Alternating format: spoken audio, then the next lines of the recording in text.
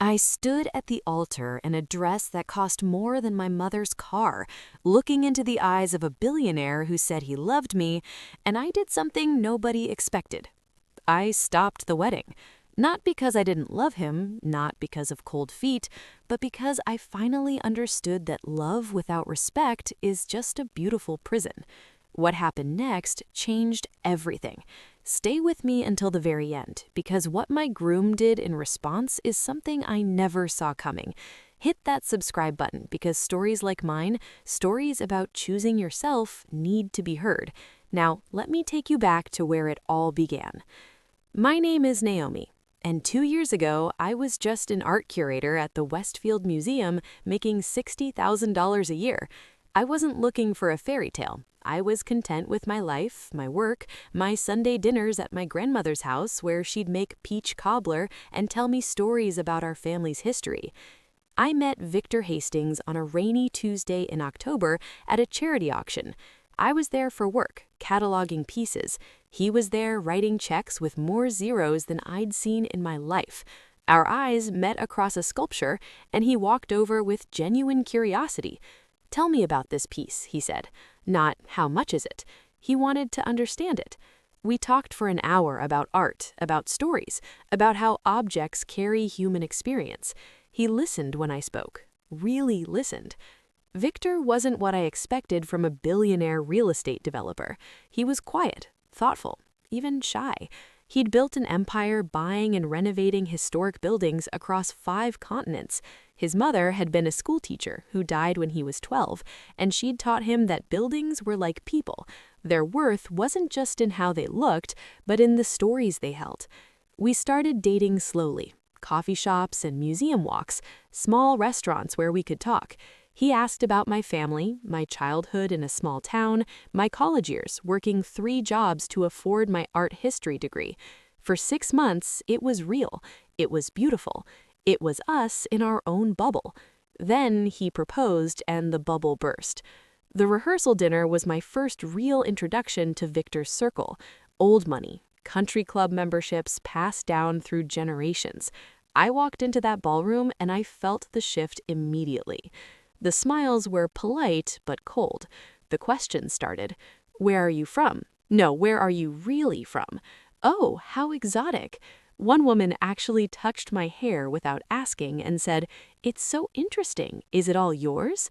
Victor didn't notice. He was across the room discussing business, assuming I was fine.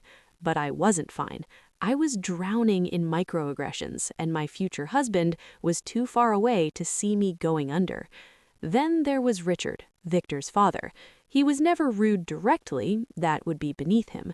Instead, he was dismissive. When I spoke at dinner, he'd nod politely and change the subject. At one family dinner, I mentioned an exhibit I was curating on the Harlem Renaissance. Richard interrupted. "Victor, have you given more thought to the Philadelphia property?" As if I hadn't spoken at all.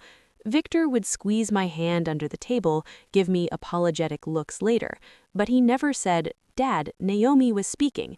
He was kind in private, but silent in public. Lauren was worse, Victor's childhood best friend, who constantly reminded everyone she understood him better than anyone. She'd bring up his ex-girlfriend at every opportunity. "Remember when you and Gabrielle went to Cannes?" She'd show me photos. Gabrielle always looked so elegant at these events. The wedding planning became a battlefield. I wanted my grandmother's church choir. Wouldn't a classical quartet be more appropriate? I wanted my mother's favorite dishes. Our guests expect a specific menu. I wanted to jump the broom. That might be too specific. We want everyone comfortable. Everyone except me, apparently. I started to shrink. I caught myself code switching, changing how I spoke. I straightened my hair because it was easier than the comments. I stopped sharing opinions. I smiled and played the role of the grateful fiancé. And Victor still didn't see it. The rehearsal dinner was at Richard's estate. My family sat at tables toward the back, while Victor's associates sat close to the main table. Victor was pulled in every direction that night. I sat watching him move through the room, realizing he'd only looked my way twice in 2 hours. I excused myself to use the restroom. Walking down a hallway, I heard voices in Richard's study. the door was slightly open. "This infatuation will pass." That was Richard's voice. "Victor's always had a soft heart. He sees a project, something to fix." "She's clearly after the money," a woman said. "What else would she want? She's a museum worker." Lauren's laugh cut through. "I give it 2 years, maximum. Victor will realize he's married someone who doesn't belong, and he'll come to his senses." "We can't intervene directly," Richard said, "but we don't have to make it easy. If she's uncomfortable enough, she'll leave on her own. These types always do." These types. I stood in that hallway, hand over my mouth, trying not to make a sound. I made it to the garden before I started crying. My grandmother found me there. She sat beside me on a stone bench, and I told her everything. When I finished, she was quiet for a moment. Then she said, "Baby girl, love isn't just what someone feels, it's what they do with their hands and their voice and their courage. Does Victor stand with you, or does he just stand near you?" That question broke something open in me. Victor had been kind, yes, loving in private, absolutely, but when it mattered, when his father dismissed me or Lauren undermined me, where was his voice? He'd squeeze my hand under tables, but he wouldn't speak up above them. He loved me, but he wouldn't fight for me. I'd been doing all the changing, all the bending. I'd forgotten I had value exactly as I was. My grandmother hadn't raised me to shrink. That night, I barely slept. By morning, I knew what I had to do. The church was decorated with white roses and gold accents. 300 guests filled the pews. Everything was perfect, except it wasn't. My mother helped me into my dress that morning. "You're quiet," she said. "I need to do something, Mama," I said, "something that might seem crazy." She looked at me, then nodded. "Then do it with your head high." I walked down that aisle alone, and with every step, I felt stronger. Victor stood at the altar, eyes filled with tears. He looked at me like I was everything, and I knew he meant it, but meaning it wasn't enough. The officiant began. Then, before we got to the vows, I held up my hand. "I need to say something." The church went silent, 300 people holding their breath. I turned to face them all. "Thank you for being here today, but I can't go through with this ceremony, not like this." Gasps rippled through the crowd. For months, I've been trying to fit into a world that doesn't want me. I've smiled through comments about my hair, my family, my background. I've felt myself getting smaller, trying to be acceptable to people who've already decided I'm not.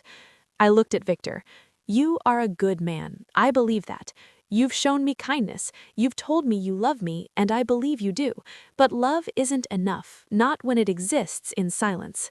You've let me stand alone in rooms full of people who don't see my worth. You've been quiet when I needed your voice. You've held my hand under tables but never spoken up above them. I can't marry someone who loves me but won't fight for me." My voice was steady. I thought love would be enough, but without respect, without being truly seen and defended, love becomes a cage, a beautiful cage, but a cage. I removed my veil. I choose myself today. I choose my dignity. I set my bouquet down and turned to walk away. That's when Richard stood up. "This is absurd. Victor, stop this nonsense." "Enough," Victor's voice cut through the church. I stopped, turned around. Victor walked to the officiant and took the microphone.